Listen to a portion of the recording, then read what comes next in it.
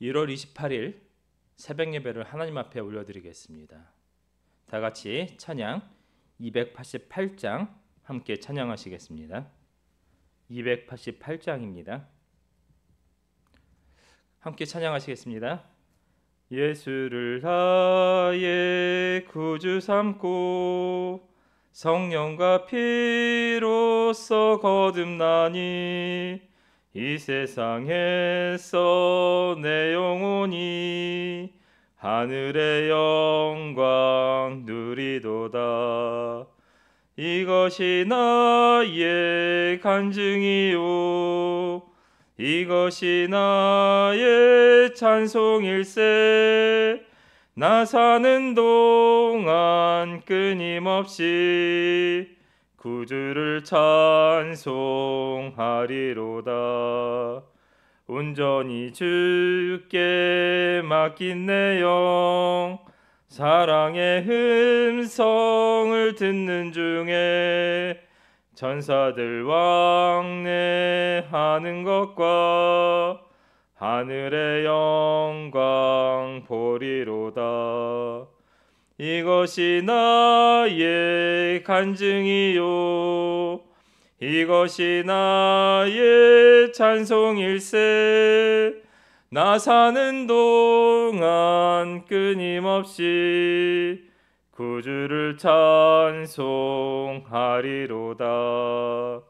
주 안에 기쁨 누림으로 마음의 풍랑이 잔잔하니 세상과 나는 간 곳 없고 구속한 주만 보이도다. 이것이 나의 간증이요 이것이 나의 찬송일세.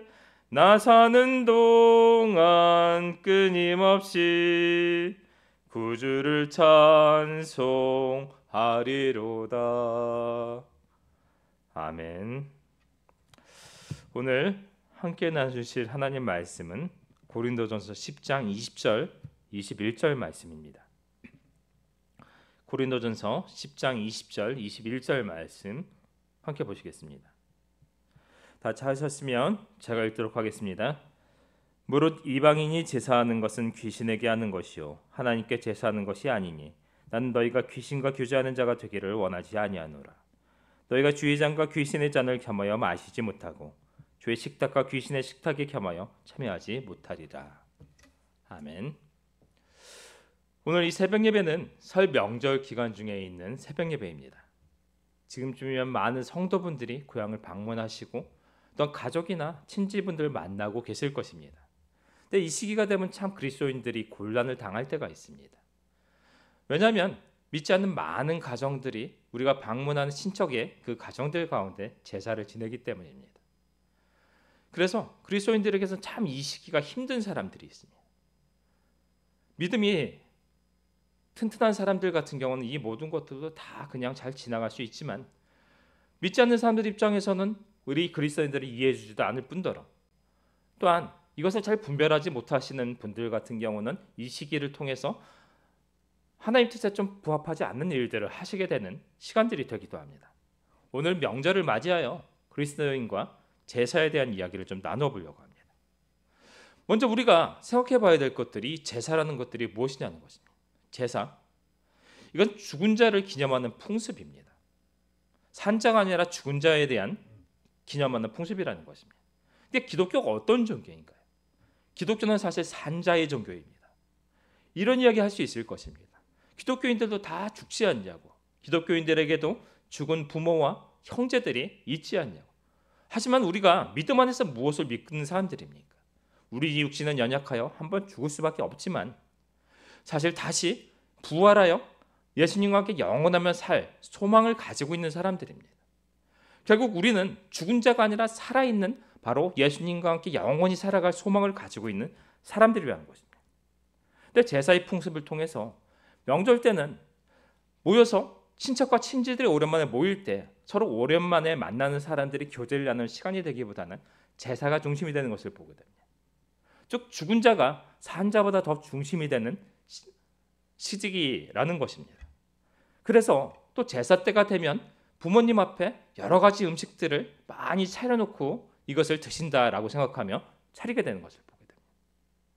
때로는 살아계신 부모님에게도 하지 않았을 그런 음식들을 만들어 그 제사상에 올리며 그것을 공경하는 것이다, 효도다라고 말하는 것들을 보게 된다는 것입니다.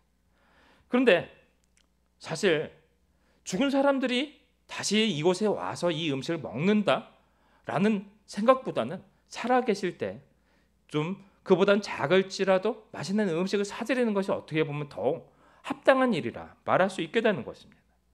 성경에서는 사실 부모님들을 공경하지 말라, 그분을 무시하라고 말씀하지 않습니다. 십계명에서도 분명히 내 부모를 공경하라, 그러면 내 날이 이 세상에서 길 것이다 라고 말씀합니다.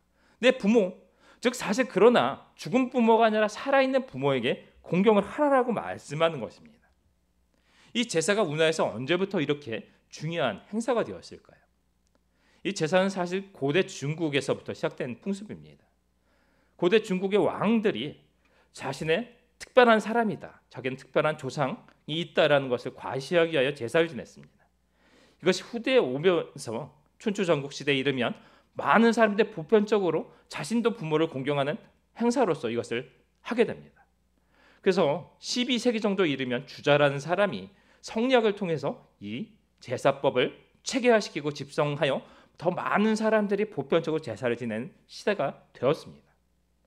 우리나라도 고려 말기 조선에 가까운 그 시대에 바로 이 주자의 성리학이 운하에 들어왔고 이것을 통해서 주자가래라는 책을 통하여 제사법이 들어왔습니다. 조선을 세운 이성계는 더욱더 이것을 강조하고 장려했습니다. 왜일까요? 군사부일체라고 왕과 스승과 아비는 하나이다. 즉 부모에게 효를 다하고 스승을 효를 다하고 또 그와 동일하게 왕에게 충성을 다해야 한다는 통치 이념으로서 삼았기 때문이었습니다. 즉 이전 시대의 우리나라에서는 불교의 나라였기 때문에 사실 제사를 드리지 않았습니다. 우리나라 지금 보면 불교에서도 제사를 지내는데 라고 생각할 수 있겠지만 사실 보편적인 불교 국가에서 죽은 조상에 대한 제사를 드리지 않습니다. 우리나라에 들어오면서 우리나라의 전통 성리학과 유학과 불교가 결합하게 된 결과로서 나타나게 된 것입니다. 이렇게 이야기할 수는 있을 것입니다. 무엇이냐면 어찌되었든 부모를 공경한다는 그 마음이 뭐가 나쁜 것이냐, 그것이 뭐 너희 그리스도인들은 조상도 없냐라는 말들이 나온다는 것입니다. 그렇게 따지면 조선시대 이전에 고려시대, 삼국시대에 살았던 우리 모든 사람들은 사실 그런 논리대로 따지면 효자는 한 명도 없을 것입니다. 죽은 조상에 대한 제사를 지낸 사람들이 없기 때문입니다. 결국 죽은 부모를 공경하는 것은 이 시대에 있어서 절대로 효나 불효의 판단의 근거가 될 수가 없습니다. 즉 하나님께서 부모를 공경하라고 말씀하셨을 때 그것은 살아있는 내 부모를 온전히 사랑하고 공경하라는 말이 들어있기 때문입니다. 출애굽기 20장 12절에서 이렇게 말씀합니다. 너는 내 아비와 내 어머니를 공경하라. 그리하면 주 너희 하나님께서 내게 준 땅에서 내 날들이 길 것이라. 전에 제가 믿지 않던 시절에 다른 사람을 따라서 절에 갔던 적이 있습니다. 거기서는 그 설교라고 하지 않고 설법이라고 이야기하는 걸 들었습니다. 그때 주지 되시는 분이 이런 이야기하는 걸 들었습니다. 그 분의 논리에 따르자면은 죽어도 사람들이 오랜 수십 년 동안은 아직 이 세계에 남아 있다라는 것입니다. 그리고 제사 지낼 때 그분을 부르면 순식간에 날려와서 이 제사상에 오게 된다. 그런데 우리가 성경적으로 바라볼 때 어떤가요? 우리는 한번 죽으면 지옥이나 천국으로 운명이 갈라집니다. 믿음을 가지고 있는 사람은 천국으로, 또한 믿음이 없으므로 죄를 사하지 못한 사람은 지옥으로 운명이 갈라지는 것입니다.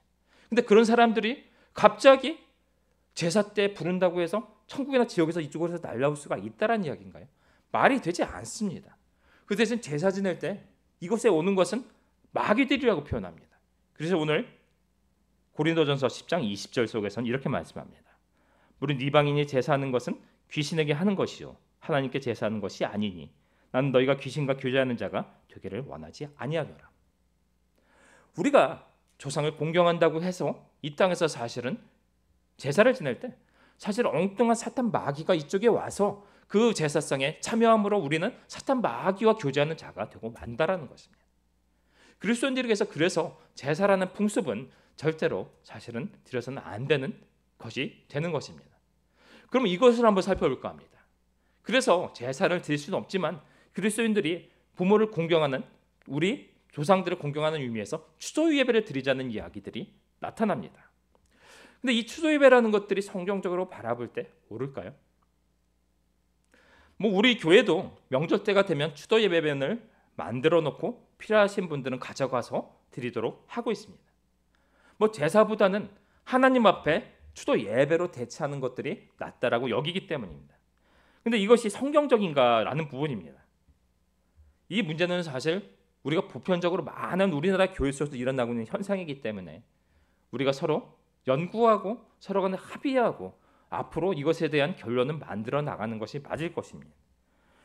왜냐하면 기독교 내에서 이 성경 안에서 죽은 자를 위한 제사가 존재하지 않는다는 것입니다.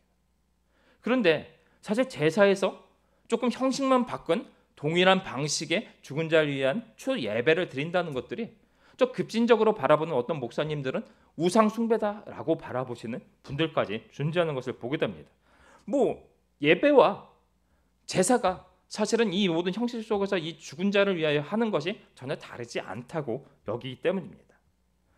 즉 천국과 지옥으로 나누어진 그 부모에게 추도 예배를 드릴 때 그것이 그분들에게 들려지고 그분들에게 영향을 미칠 수 없다라는 것입니다.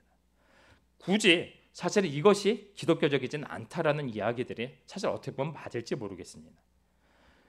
대신 이 시간을 통해서 어떻게 보면 그 가족들이 함께 모여서 돌아가신 분들을 사실 기념하고 기억하고 그분이 사실 이루지 못한 부분들을 함께 마무리하는 그런 서로 간의 결단한 시간이 되기는 것이 오히려 사실 성경적이라 말할 수 있을 것입니다. 그래서 이 시간을 통해서 서로 보지 못했던 형제들을 서로 만나는 시간, 부모를 만나는 시간, 그렇게 된다면 사실 성경적인 문제 속에서도 그렇고 여러 가지 우리가 문제의 소지도 없게 만드는 일이 될 것입니다. 그래서 당장 모든 추모 예배를 없애자고 말씀드리는 것은 아닙니다. 당장 가능하지도 않을 뿐더러 이것을 서로 간에 모든 우리나라 교회들 속에서 연구하고 서로 합의하는 과정들이 먼저가 되어야 될 것입니다. 하지만 가장 중요한 것들은 우리가 이 시간을 통해서 제사라는 형식보다는 추도 예배라는 형식보다는 죽은 고인을 서로 기념하고 서로 가족들끼리 하나 되어서 서로 사랑하는 시간들이 되었으면 좋겠습니다. 오늘 말씀을 한번 정리해 보겠습니다. 우리 그리스도인들은 성경에서 우리 가르쳐 주신 대로 행하고 따르는 자들입니다. 설 명절에도 많은 분들이 고향을 방문하고 친척과 지인들을 방문할 것입니다. 근데 이때가 사실 어떻게 보면 그리스도인들에게 있어서도 범죄하기 가장 좋은 때라고 표현합니다. 그래서 어떤 유명한 한 목사님은 이때만 되면 명절 때만 되면 집회를 잡는 경우도 보았습니다. 집에만 가면 너희들 범죄하니 아예 가지 말라는 것입니다. 근데 이렇게 되면 사실 친친이들과 또한 형제들 가족들과 연을 끊고 살려는 것과 동일할 수도 있을 것입니다. 어떻게 우리가 중심을 가지고 그리스도인으로서 온전한 삶을 살아가느냐가 중요할 것입니다. 우리가 그 시기를 통해서 잊지 않는 사람들 가운데 그리스도인의 삶을 통해서 예수님을 증거하는 삶이 되어질 때 그 가운데 서로 기쁨과 평안으로 하나님께 교제하는 시간이 될 때 더욱더 그것이 하나님을 기뻐하는 시간이 될 줄 믿습니다. 제사를 드리지 않는다고 해서 기독교가 조상도 모르는 불효의 종교가 아닙니다. 우리는 명절을 맞이하여 우리 모든 행동들을 주님 앞에 비추어 보아 범죄하지 않는 온전한 그리스도인들이 되며 명절 쉼을 얻고 또 재충전함으로 다시 힘차게 세상에 나가 하나님의 자녀로서의 삶을 살아나가는 시간이 되어야 할 것입니다. 오늘 이 새벽에 함께 예배드리는 모든 성도분들이 오가는 길들 가운데 안전하게 다녀오시고 또한 하나님의 자녀로서 온전한 쉼과 명절을 통해 하나님 기뻐하시는 성도분 되실 수 있기를 예수님의 이름으로 축원합니다. 기도하시겠습니다. 하나님 아버지 감사합니다. 오늘 설 명절에도 주 앞에 나와 예배드릴 수 있도록 허락하여 주시니 감사드립니다. 오늘 성경의 말씀처럼 우리 그리스도인들이 세상과 타협하고 세상의 것들과 견화하여 하나님을 섬기는 혼합하는 자들이 되지 않도록 온전한 믿음과 깨닫는 은혜를 허락하여 주옵소서. 믿음으로 결단하여 오직 말씀에 근거한 삶을 통해 우리의 삶이 하나님의 백성의 삶을 증거하는 사람들 되게 하여 주옵소서. 명절 기간 많은 성도분들이 먼 곳을 오가는 시간이 될 것입니다. 오고 가는 길을 지켜주시고 쉼을 통해 재충전하고 기쁨과 평안 가운데 돌아오는 성도들 되게 하옵소서. 감사드리며 예수님의 이름으로 기도드렸습니다. 아멘.